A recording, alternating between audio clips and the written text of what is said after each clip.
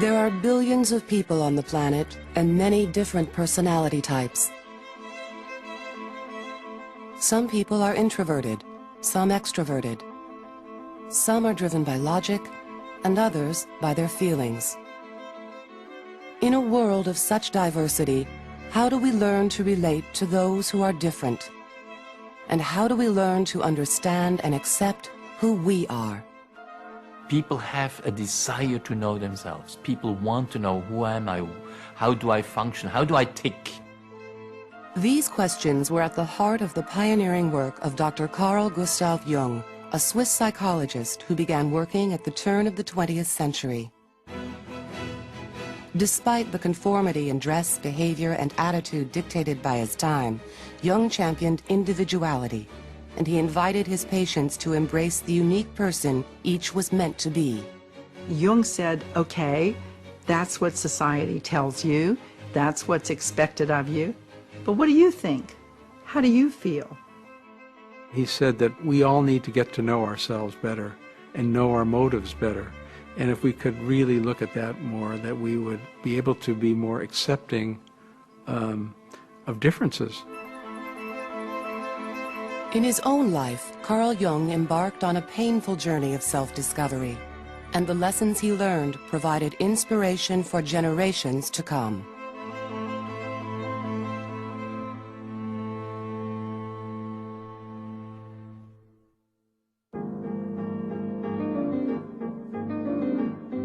In 1909, at the age of only 34, Carl Jung had succeeded in creating the life he'd always imagined. Born the son of a poor country minister, Jung married the wealthy Emma Rauschenbach.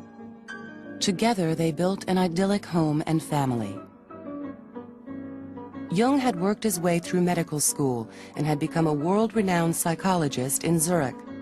And as the chosen heir apparent of pioneering psychoanalyst Sigmund Freud, Jung was at the center of a revolution taking place in the world of psychology. That revolution was based on Freud's radical concept of the unconscious. At a time when Victorian society prided itself on being highly rational and civilized, Freud argued that people were really driven by repressed urges they weren't even aware of. Jung was one of the few who had embraced Freud's provocative ideas. The pair quickly became partners in promoting psychoanalysis around the world, and slowly they were gaining the respect of the mainstream medical community. In Freud, Jung had found not only an important professional mentor, but also a father figure. His own father died when he was just 20. The death of Carl Jung's father ended any money coming into the household. And it was up to him then. He was the only son. It was up to him to take care of both his mother and his sister. And so keep in mind, Jung was sort of an orphan. He looked for a guide, a father, you understand, and he found that in Freud. Jung's future seemed secure, but there was just one problem. Jung had nagging doubts about some of his mentor's theories. For Jung, Freud was too close, too narrow. Jung was very open. He closed his eyes to nothing. Jung spoke about Freud in a 1959 interview. I liked him very much, but I soon discovered that when he had thought something, then it was settled, while I was doubting all along the line. Freud's theories on the sex drive were particularly troubling to Jung. While Freud believed that sexual urges were the sole driving force behind human behavior, Jung believed that we are influenced by many other factors, like religious beliefs, the need for approval, and the drive for power. Freud said, in effect, no, it's sex or nothing. And Jung said, I can't accept this theory wholeheartedly. And this is really what caused the rupture between them. Things came to a head in 1913 when Jung published a book which directly contradicted Freud's theories. Unwilling to tolerate dissension in his ranks, Freud cut all ties to his former protege. Jung's mentor now became his most outspoken critic. Carl Jung was ostracized from the psychoanalytic movement he'd helped to establish. It was a big blow to Jung. He went through a period of disorientation and a period where he wasn't really sure whether he had lost his sanity or not. Though the separation was in the coming, it threw Jung into a deep depression, which, however, was beneficial. It was liberating. He had to go on his own. The son has to do his own thing. Ultimately, Jung would go on to do his own thing, but the years ahead would be difficult. Just months after Jung's own life had been shattered, the fabric of Victorian society was also torn apart. As World War I exploded across Europe, Jung retreated to his house on Lake Zurich to fight his own internal battle. He went down to the beach in front of his house and played with the pebbles and sand, and he said, I don't know why I'm doing this, but this is the only thing right now that will relieve the anxiety and the disturbance that I'm feeling. From there, he went into what he calls the confrontation with the unconscious. Desperate to find his way personally and professionally, Jung began a process of deep self-analysis. He spent hours alone recording his thoughts, analyzing his dreams, and making elaborate drawings as a way to express the deepest parts of his unconscious. Jung used this period to think about what he was going to do with his life. He said to himself, I can't continue to practice psychoanalysis if I use Freud's terms and Freud's methods. I have to create a system of my own. As he probed deeper and deeper into his own psyche, Jung became increasingly convinced that his unconscious was driven by more than just sexual urges, repressed thoughts, and memories. There was another influential force that Freud had overlooked: the history of civilization. Jung had studied many of the world's cultures and religions, and he observed that even the most dissimilar share common ideas and behavior patterns. He found, for example, that Native American Indians had certain stories and rituals in common with tribes in Africa and other cultures throughout the world. And he said, these things are in common. And these people don't know anything about each other. They have no way to communicate with each other. How is it, why is it, that they are all telling a very similar, if not the exact same, version of this same story?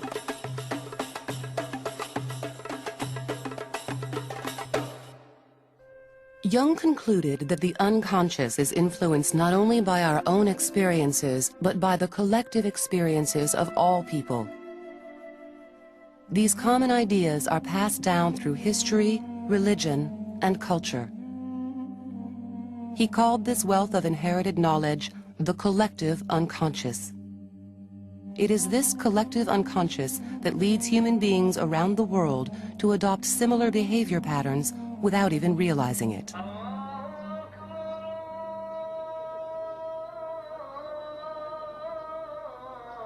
Every culture has certain classical, typical behavior modalities, like the hero. You can go from east to west, north to south. You can recognize a hero. You can recognize a soldier. You can recognize a healer. Or the father as the great good figure who dispenses all knowledge and all wisdom. An unforgiving, disapproving mother. These are universal behavior patterns. They just appear in different clothing at different times. These behavior patterns, or archetypes as Jung called them, help us quickly and comfortably size up other people. I'm Luke Skywalker. I'm here to rescue you. Even at the movies, once we've identified someone as an archetypical hero, we can better predict his behavior. When we see a movie like Star Wars, we're already right there. There's that immediate connection with the various characters in the movie.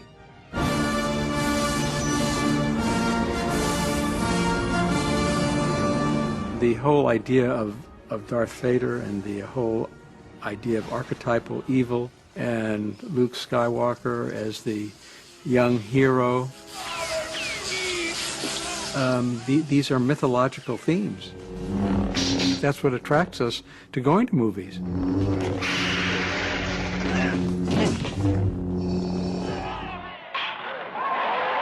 In the real world, many of us unconsciously play out these archetypical roles. The nurturing mother, the good son, the successful business person. But often there is a more complex, unique person inside of us that is struggling to be recognized.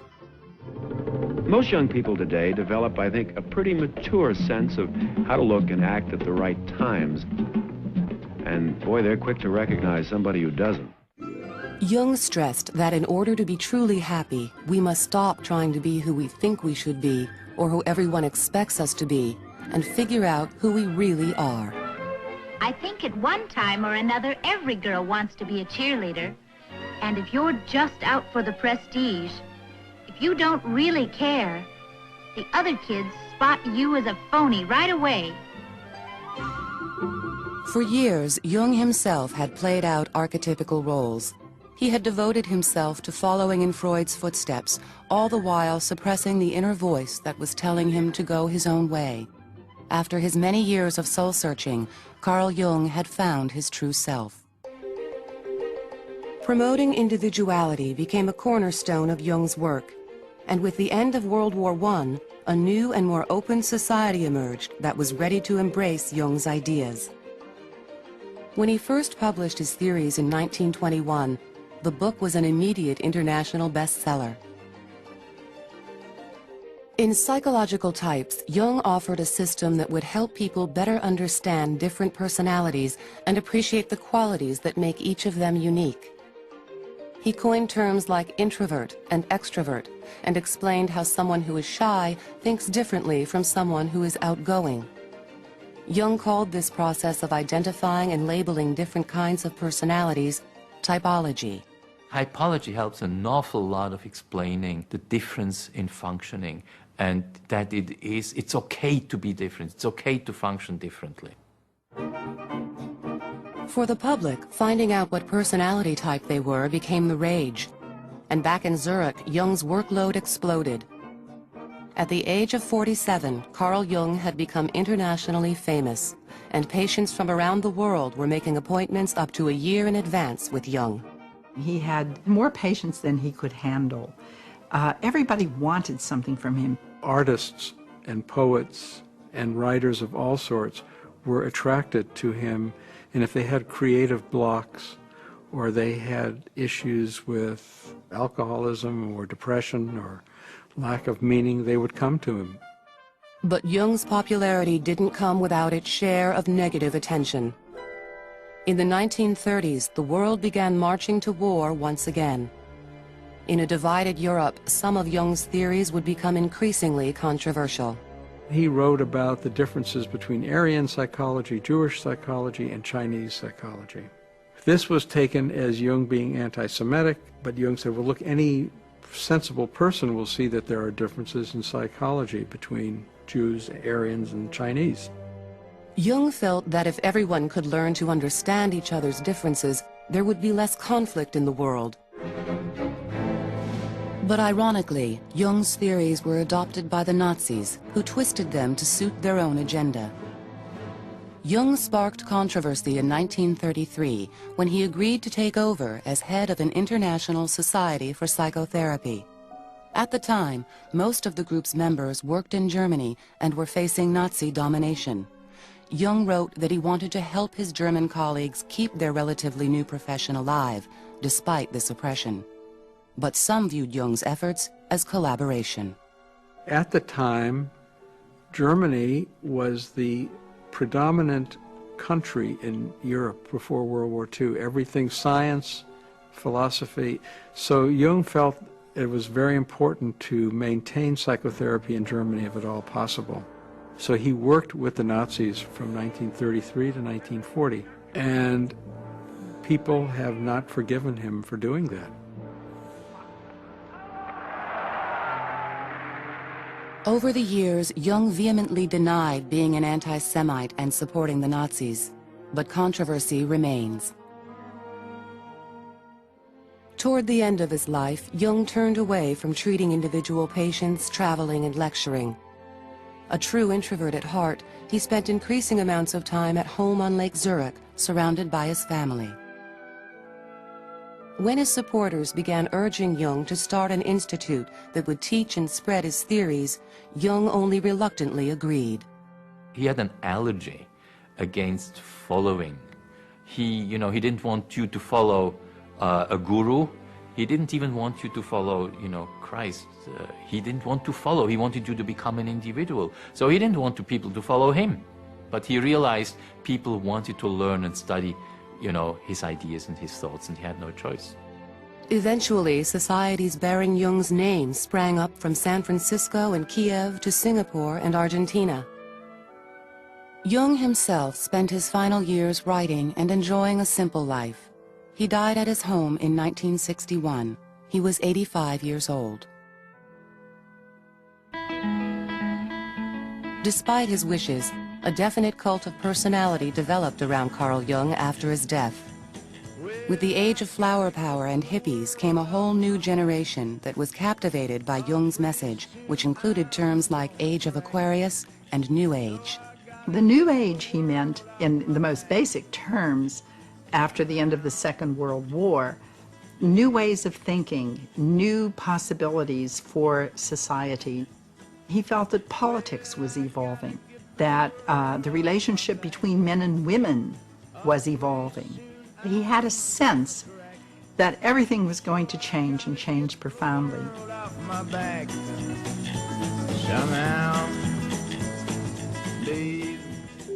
More recently, Jung's original work with personality types led to perhaps his most enduring and practical legacy, the Myers-Briggs test. This tool helps schools offer career guidance, and it enables corporate America to better match an employee to a specific job. It took American pragmatism to basically put his theory into a test, the Myers-Briggs typology test. And it's the most used test in the United States. Every year, more than 1 million people take that test to find out, how do I function?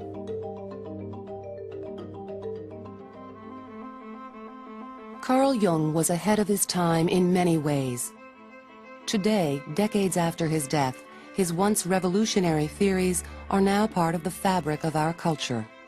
Jung has maintained and increased his popularity because he speaks to the kinds of issues in terms of meaning, in terms of spirituality that people are looking for. We are a society that values the individual more readily than ever before, and terms like introvert and extrovert are a part of everyone's vocabulary. In this way, Carl Jung himself has become part of our collective unconscious.